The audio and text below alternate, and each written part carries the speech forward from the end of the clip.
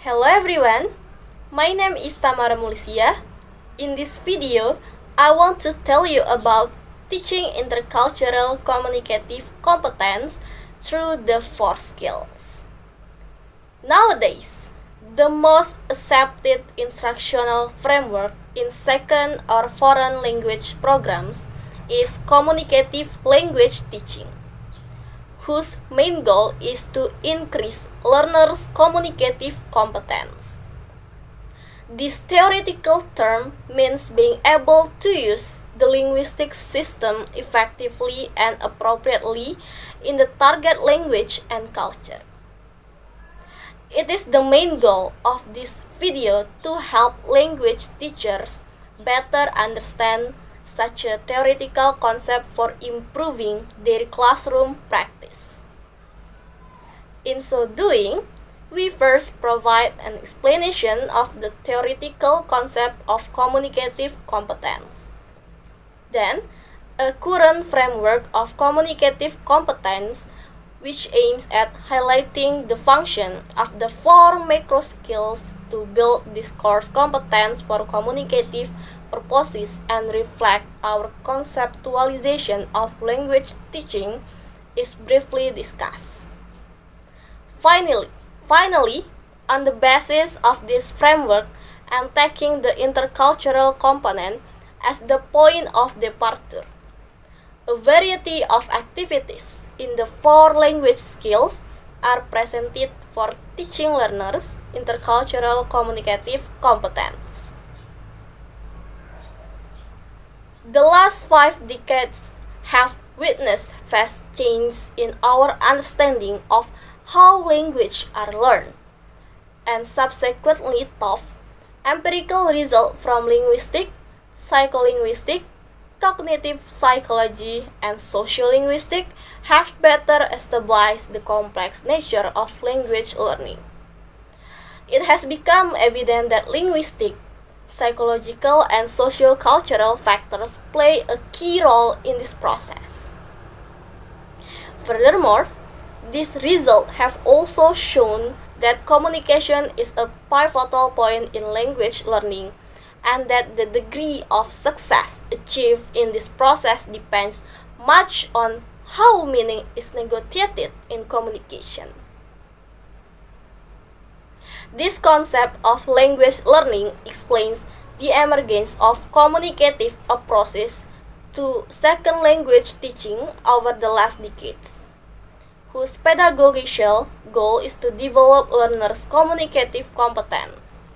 For example, the ability to use the linguistic system in an effective and appropriate way. However, the implementation of a communicative methodology is not an easy task.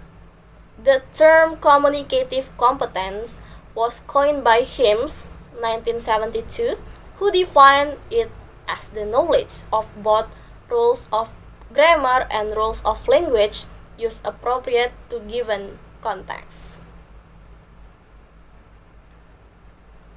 Current model of communicative competence, whose main aim is to show how the four language skills serve to build discourse competence for communicative purposes, while also highlight the importance of the intercultural component given the increasing recognition that is nowadays associated to cultural aspect.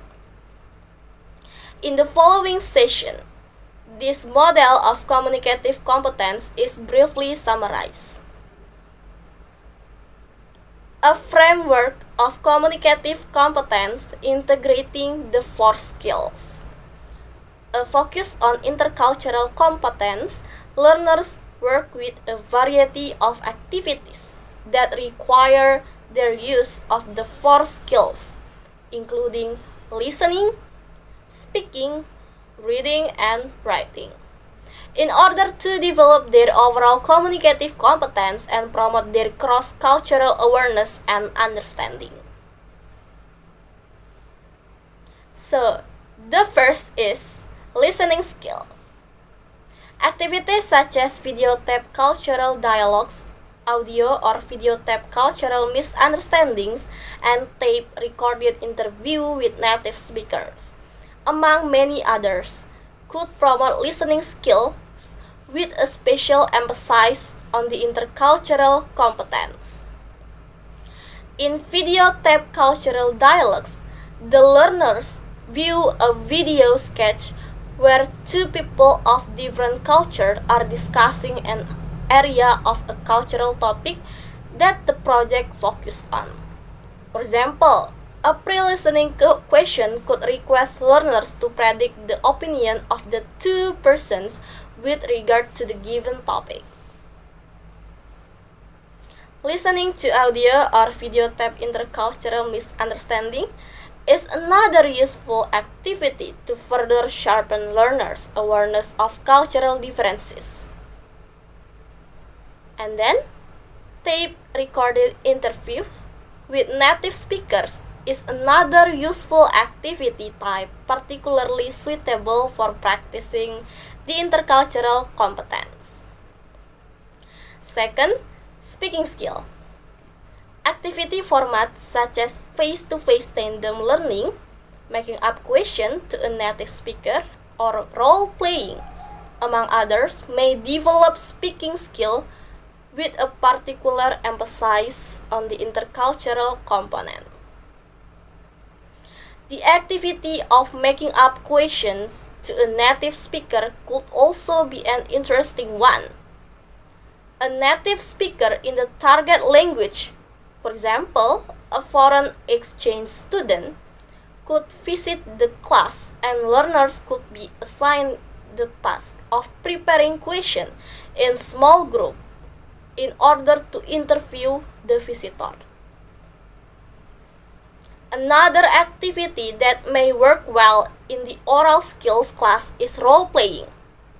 In particular, this activity has been claimed to be suitable for practicing the cultural variation in speech act such as apologizing, suggesting, complimenting, and among others. Third, reading skill. A variety of activities may be used in the language class to develop reading skills with a focus on the intercultural component. This session mentioned a view including critical reading, cultural BAM, activities that focus on written genre or cultural extensive reading, among others. Critical reading, that is reading to make judgment about how a text is argued, is a beneficial reflective activity type for promoting learners' intercultural competence while practicing the reading ability. In carrying out this activity, the general framework based on pre, during, and post-reading instruction could be of help. For example, as a pre-reading activity, learners could be asked to determine the content of the reading by strategically previewing the passage and then judge whether the identified content is representative of their own culture or of the target culture. Teachers can also make learners read situations in which there is a cultural bump. That is a situation that causes people to become uncomfortable or strained given particular cultural beliefs and attitudes. The last is writing skill. Activities such as tandem email learning, designing stories, and story continuation, among others, may develop writing skills with a particular emphasis on the intercultural component. Tandem email learning has been regarded as an effective activity to promote cross-cultural dialogue, while it is also a means of engaging learners in extended writing in a motivating way. Designing stories is another activity type that could be used to promote learners' cultural imagination through writing. Learners' cultural imagination can be promoted through writing by selecting passages with cultural misunderstanding. Ideally, passage should be narrative text with different paragraphs, each leading toward the intercultural misunderstanding. Although the four language skills have been presented separately for clarity purposes, the design of most activities has considered all the skills conjointly, consistent with how people interact with each other in real life. As a final remark, therefore, I hope that the activities proposed in this video may help learners see language learning not merely as language practice, but as a communicative activity. Thank you so much for watching this video. Have a great day.